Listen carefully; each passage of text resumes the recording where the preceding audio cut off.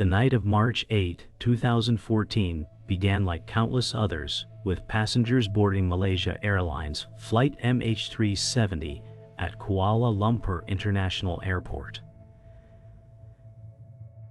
The air was thick with routine, yet an invisible weight hung over the tarmac. Families exchanged final waves, lovers embraced quickly, and business travelers sank into phones, oblivious to history approaching. The narrator explained how Captain Zahari Ahmad Shah, pilot with decades of experience, appeared calm as he greeted his co-pilot Farik Abdul Hamid in his final training flight.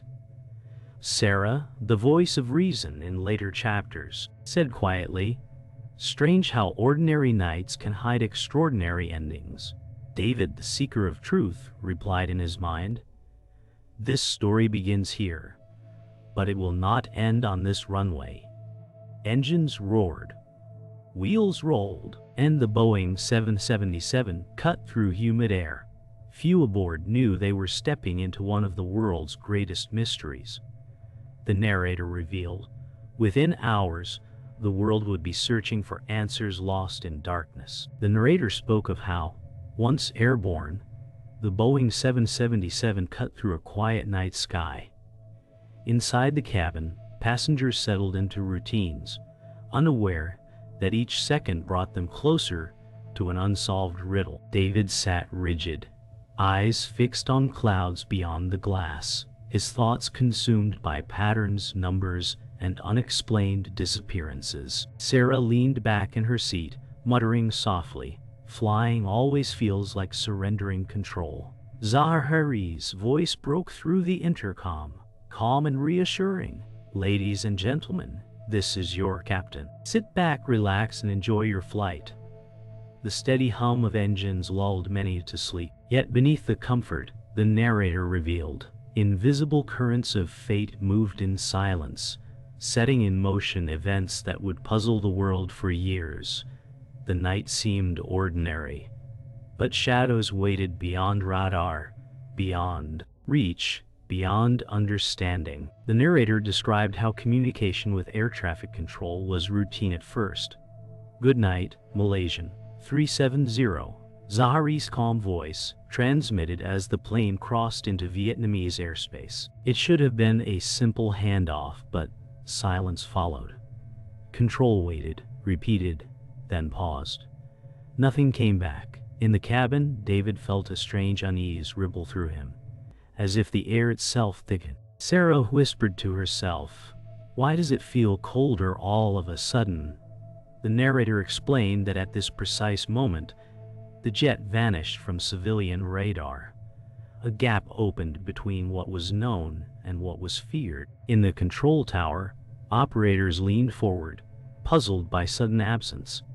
What should have been another routine transfer became the first fracture in a mystery that would ripple across nations. The narrator told of confusion deepening as military radar briefly detected the plane turning west. A maneuver sharp and deliberate. Authorities whispered possibilities: technical failure, hijacking, or human intent. Inside the aircraft, passengers remained unaware, resting beneath soft cabin lights. David shifted uncomfortably, his intuition stirring. Sarah muttered, "It's too quiet, like silence before a storm." Zahari's steady hands on the controls betrayed no panic, only determination. Yet outside, the Boeing 777 veered off course into uncharted uncertainty. The narrator said, "What began as a line in the sky fractured into broken signals and unanswered questions. For the world, the flight was already missing. But inside that sealed cabin, time still moved forward, unaware of the storm waiting to consume it." The narrator revealed how, in the hours that followed, confusion turned into dread.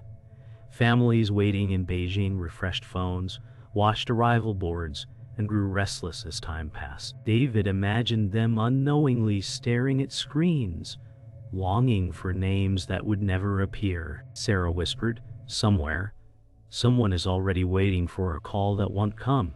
In control rooms, questions multiplied, but answers remained elusive.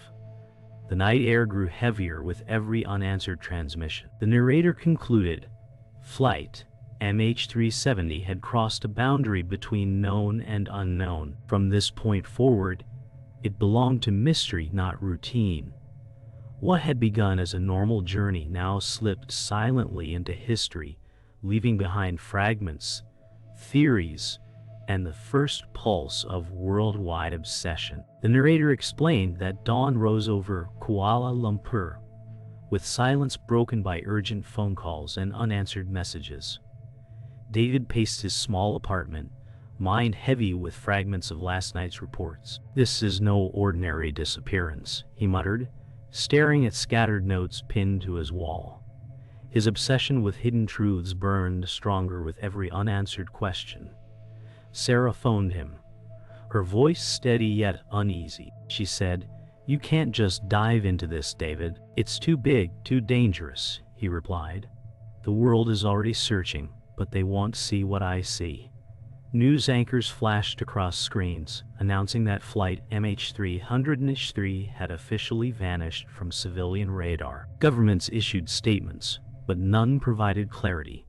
The narrator said, an investigation had begun, but beneath the surface lay silence, and in that silence grew secrets waiting to be unearthed. The narrator said that by afternoon, David walked into a crowded press conference hall, cameras flashing as officials addressed the disappearance. The reluctant ally, Sarah, arrived reluctantly, pulled by her professional duty as an aviation analyst. She leaned close and whispered, "You shouldn't be here, but I knew you'd come anyway." David gave a small nod, eyes fixed on the official speaking vaguely about search zones. Behind the podium, the antagonist appeared for the first time, Richard Hall, a calm and authoritative figure representing international aviation authorities. His voice was measured, confident, and dismissive of speculation. He said, "The investigation will proceed in an orderly fashion. We ask for patience."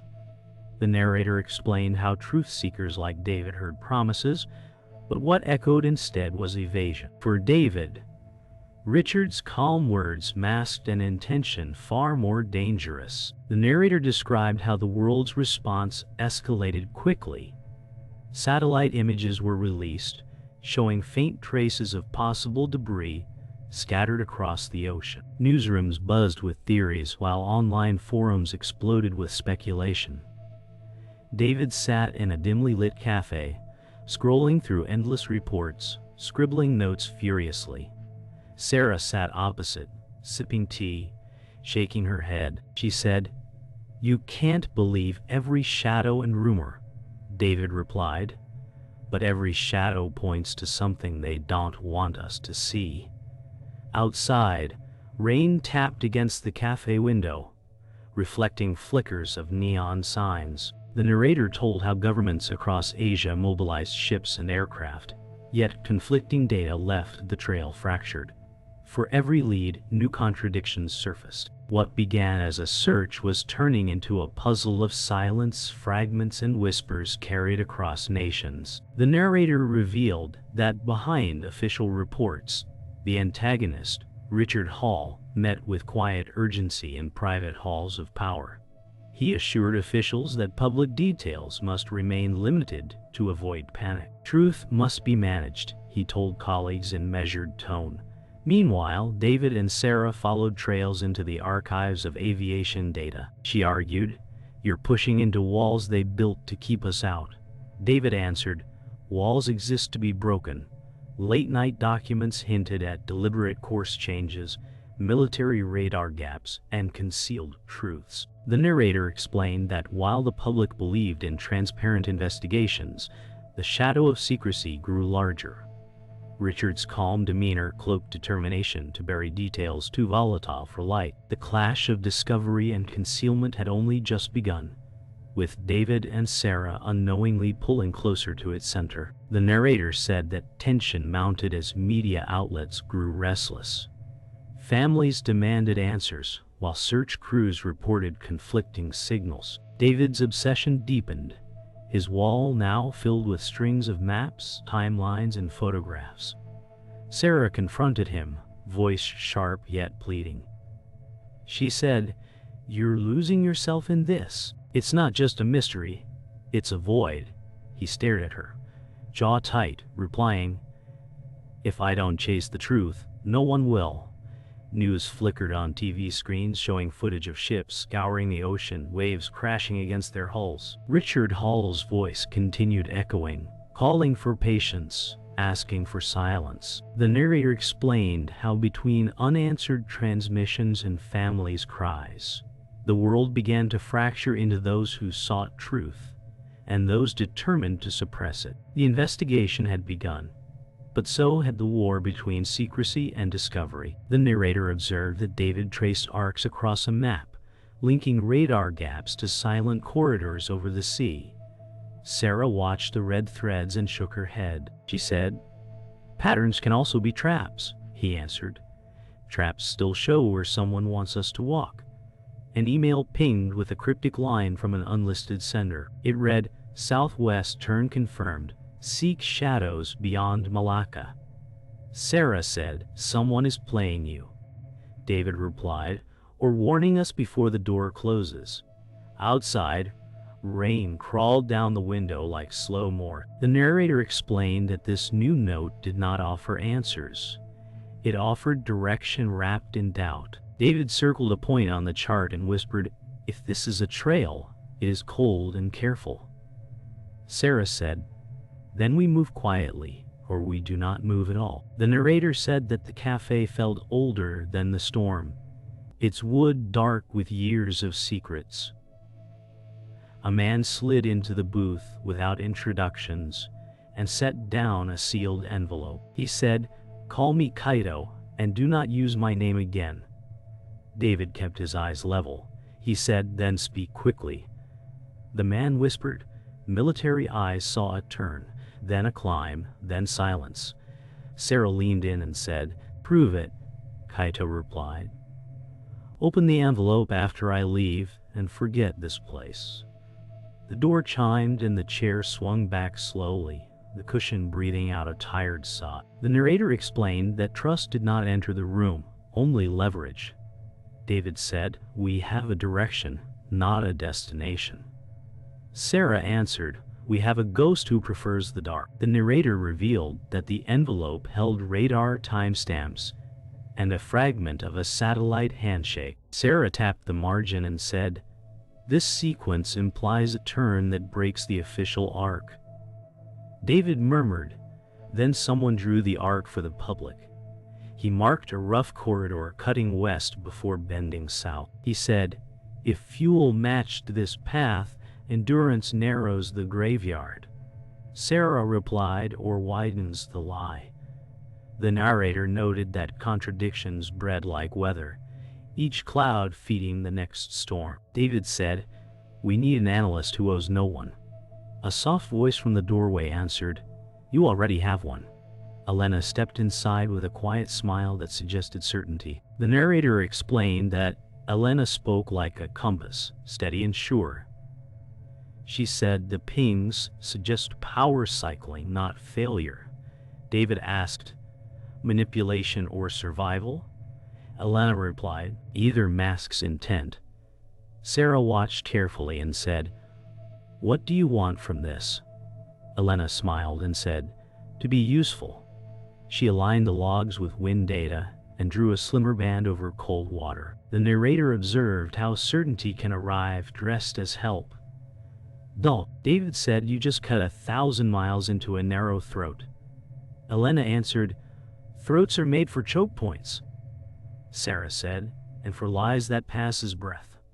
The room felt smaller as the corridor sharp. The narrator said that families gathered in a hotel ballroom turned briefing center, faces lit by screens that offered hope and hurt in equal measure. David stood at the back, unseen by most, and felt the weight of names. A mother said, "I just want truth, not kindness." Sarah whispered, "Truth is rarely kind. Elena moved to the side and texted in silence. David asked, "Who are you messaging?" She said, "A source who likes closed doors." The narrator explained that grief makes rooms honest and investigations crooked. Richard Hall took the podium and said, "We are pursuing every lead with care." David heard the pause between words and marked it as another absence. The narrator explained that the hijacking theory surfaced like a storm, dividing experts and fueling speculation. David studied transcripts of cockpit exchanges, marking pauses with suspicion. He muttered, "Every silence is louder than words." Sarah leaned against the table, her eyes heavy with fatigue. She said, "If hijacking were true, then someone controlled this aircraft with intent." Elena replied, "The evidence bends toward human hands, not broken machines." Outside, news anchors debated scenarios. A forced landing, a hidden runway, a covert mission. The narrator said, "The truth dangled between possibility and paranoia." David whispered, "If intent guided the jet, then the question is why?" Sarah's gaze shifted to him and said, "Sometimes, why is the one answer no one survived." Hearing, the narrator described how tragedy connected to one passenger's story surfaced. A father named Alan Price lost his wife aboard the flight, and his grief became a spark in David's pursuit. Alan said in a cracked voice, "She called me before boarding. She said she felt something was wrong." David listened, silent, his chest heavy. Sarah placed a hand on Alan's shoulder, whispering, "We will not let her vanish twice." The narrator explained how personal loss became catalyst, drawing threads from statistics into human weight. Alan's sorrow reminded David that truth was not numbers, but names and faces. He whispered, "Every clue is someone's echo." Sarah looked at him and said, "Echoes only fade if we stop listening." The narrator told that David pressed forward, combing through military records while warnings echoed in Sarah's voice. She said, "They will not forgive you if you keep digging," he answered. "Forgiveness is not what I seek." Elena entered with new data and said, "The military radar reveals the plane flew west longer than admitted." David slammed his hand on the desk and said, "Then someone cut the truth into pieces." The narrator explained that while facts slipped through cracks, danger thickened in shadows. Sarah muttered, "Every answer costs more than the question." David replied, "And I am willing to pay." The narrator said Richard Hall, the keeper of secrets, stepped onto the stage of power. In a private press briefing, he dismissed rumors and silenced questions. He said, "We will not indulge speculation. Only official reports matter." His words struck like walls built of stone. David whispered to Sarah, "Every wall shows us what they fear most." Sarah said, "But pushing against it could bury us." Elena leaned in and said, "Secrecy means vulnerability, and vulnerability means truth hiding close." The narrator revealed that beneath Richard's calm surface was calculation, a strategy to keep the story buried beneath oceans. The narrator revealed that betrayal slipped in quietly. A man named Mark Reynolds, once David's trusted colleague, approached with charm. He said, "I followed your work. Let me help you find the missing pieces." David's chest eased with old trust, unaware of cracks beneath. Sarah studied Mark's eyes and whispered to David, "Not every hand is meant to guide you." Mark smiled and said, "Secrets aren't buried deep. You just need to know where to dig." The narrator explained that allies sometimes wear disguises and betrayal begins with warmth. David replied, "Then walk beside me." But no, I do not stop.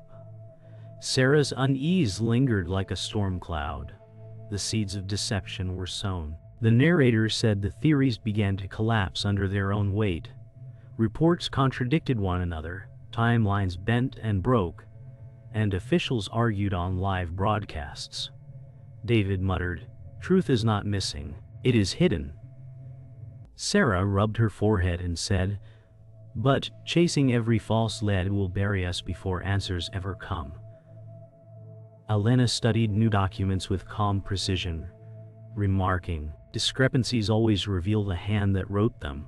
The narrator explained that beneath the storm of public confusion, David sensed design. Theories did not unravel naturally. They were being pulled apart deliberately. He whispered, "Someone is sewing misdirection into the seams." Sarah answered, "Then pulling those seams may tear us apart too." The narrator explained how David's walls closed in. His apartment became a shrine to unanswered questions, strings crossing maps like spiderwebs. Sarah walked in, eyes scanning the chaos, and said, "You're drowning in paper and ghosts." David replied, "Every line is a voice refusing silence." She touched one pinned photo of a passenger and whispered, "And every voice is a life." The narrator said, obsession carved deep grooves into David's resolve, leaving him restless, driven, yet fraying at the edges. Elena appeared at the door and said softly, "You're chasing shadows faster than they fall." David's reply came sharp, "Better to chase than to stand still." The tension in the room trembled like a string about to snap. The narrator described how cracks began to form in Mark Reynolds' charm. He arrived with details too convenient, information just within reach but never complete. David said, "Your timing is always precise, almost rehearsed." Mark chuckled and said, "I told you, I have my ways." Sarah leaned closer to David and whispered, "He's feeding you bait, not truth." Mark's smile widened as he replied, "You doubt me because I move faster than you." The narrator explained that trust is a fragile currency, and David's faith in an old colleague strained under growing shadows. He muttered, "If you are hiding something, it will come to light." Mark answered with steady eyes, "Some truths blind more than they reveal." The narrator said fragments of truth broke through barriers. A leaked report revealed deliberate disabling of communication systems, igniting fury among families. David read aloud, "This was no accident." Sarah whispered, "Then someone guided it into silence." Elena analyzed the technical log and said, "These actions required skill, training, intent." The narrator explained that with every leak, the illusion of a simple tragedy dissolved. David clenched his fists and said, "Then the search is not for wreckage, it's for motive." Sarah's eyes softened as she murmured, "And motives always cut deeper than metal." The weight of revelation thickened the air, carrying grief and determination in equal measure. The narrator explained that Richard Hall tightened his grip as revelations threatened his control. At an emergency meeting, he declared, "Theories without evidence are poison. Ignore them." His tone was iron wrapped in silk. David muttered, "He fears the fire is too close," Sarah replied. "And when fear rules, mistakes follow." Elena leaned forward and said, "He hides fractures in his foundation." The narrator said the war of silence had escalated. Every truth uncovered drew equal force to bury it again. David whispered, "If they fight this hard to bury the truth, then it is closer than ever." Richard's steady voice echoed across the room, but the cracks were already spreading. The narrator said the corridor drawn by Elena narrowed to a final band of ocean, where maps ended and conjecture began. David studied fuel curves and whispered, "Endurance meets intent here." Sarah answered, "Then the sea keeps the verdict." Elena traced drift models and said, "Debris would migrate south and east by now." A vibration on David's by now. A vibration on Dave. Phone broke the quiet. Kaido messaged, "Window closes tonight. Meet near the pier." The narrator explained that clues arrive like tides, pulling harder when the moon of secrecy is full. David said, "If this is a trap, we spring it with open eyes," Sarah muttered. Open eyes still bleed. Elena replied. So do closed ones. The storm forecast pressed against the city as if the sky wanted to seal its own secret. The narrator observed that answers often wait where safety refuses to go. The narrator explained that the pier smelled of salt, diesel, and promises that rarely held. Kaito stepped from shadow with a small drive sealed in plastic. He said, 6 pings, not 5, and a power cycle that was not an accident. David asked, Whose hands? Kaito answered, Hands that wear gloves. Sarah said, You expect us to trust a phantom? Kaito replied, Trust the data, not the courier. The narrator noted his voice carried the weight of someone who had chosen risk over comfort. Elena scanned the files and said, This adds a southward push earlier than believed. David whispered, They drew the public arc wrong. Sarah added, Or someone paid to draw it that way. The wind rose and somewhere a buoy clanged like a warning bell. The narrator said the city felt complicit just by breathing. The narrator said the files unlocked a hidden cadence. Power cycling aligned with course changes like beats in a metronome. Elena murmured, This is choreography. David replied, Then the dancer chose darkness. Sarah scanned the notes and said, If deliberate, there is a reason beyond chaos. A message from Mark arrived, promising access to military logs. He wrote, Meet me alone. David's jaw set. He said, The bait has learned our hunger. Sarah answered, Then do not go hungry. Elena said, We split paths, but not signals. Keep comms open. The narrator explained that pursuit demands division, and division invites danger. Thunder rolled across the bay as if time itself were counting down. David said, If he lies, we learn his tells. If he speaks truth, we learn the fault line. The narrator revealed that the meeting took place in a parking deck where rain fell through broken seams. Mark smiled like an old song and said, You never did like my shortcuts. David answered, Shortcuts hide tolls.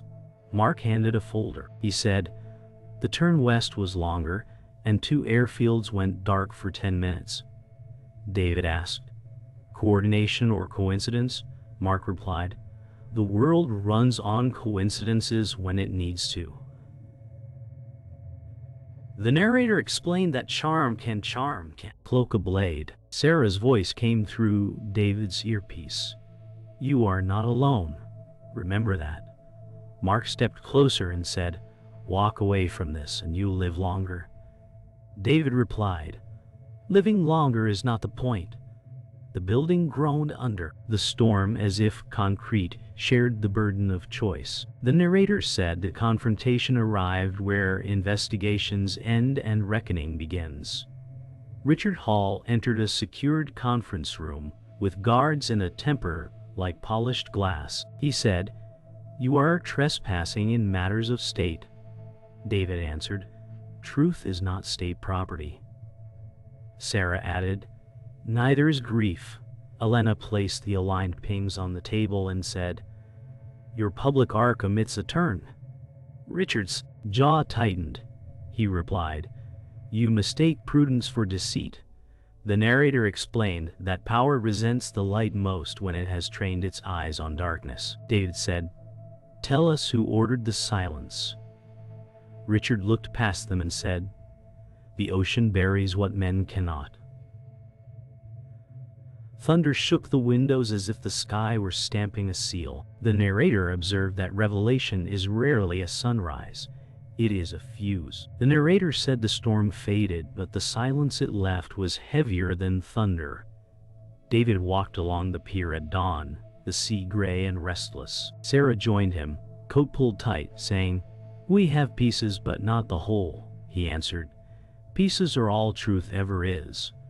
Elena arrived with fresh documents and said, Search grids are already shifting. They know we're close. The narrator explained that closure was not arrival, but a direction.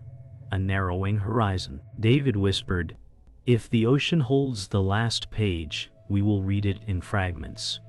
Sarah replied, "Fragments are still voices." The wind lifted, carrying salt and memory together, and the world felt paused between acceptance and obsession. The narrator described how grief filled the hotel ballroom where families gathered once more. Faces strained, waiting for news that never arrived. A mother held a photograph and said, "I just want to know where he sleeps now." David stood silently in the back, his heart clenched. Sarah whispered, "Truth and comfort rarely meet." Elena spoke softly, "But truth honors the lost." The narrator explained that victims become more than names. They are echoes that demand recognition. Richard Hall, still composed, told reporters, "The search continues." Yet his voice was thin, fragile, beneath the weight of sorrow. David thought, the families deserve more than fragments. The room's silence after each question was louder than any answer. The narrator said David returned home to his wall of maps, now cluttered with unanswered trails. He sat in silence, staring at strings that connected but never closed. Sarah entered quietly, saying, "You can't carry this forever," he whispered. "If I stop, the silence wins." Elena placed a hand on the table and said, "Truth doesn't end. It evolves." The narrator explained that obsession reshapes itself from pursuit to reflection. David closed his eyes and murmured, "Every mystery leaves scars, not resolutions." Sarah said, "Scars prove survival." The rain outside softened to a drizzle, like the sky exhaling. The narrator observed that searching for truth is not about victory, but the courage to live with what remains hidden. The narrator explained that days later, David met Mark Reynolds one last time in a dim cafe corner. Mark smirked and said, "You learned nothing. That changes the world." David replied, "Not the world, just me." Sarah's voice cut sharp. "Deceivers never escape their cracks."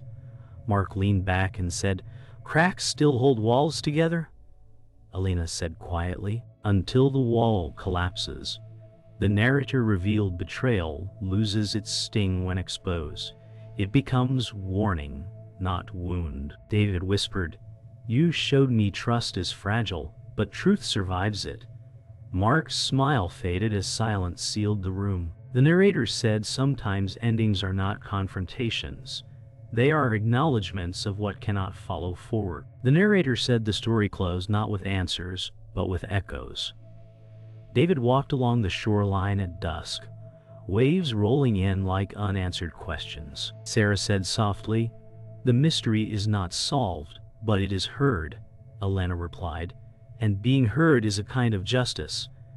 David whispered, "The sea still holds them, but so do we."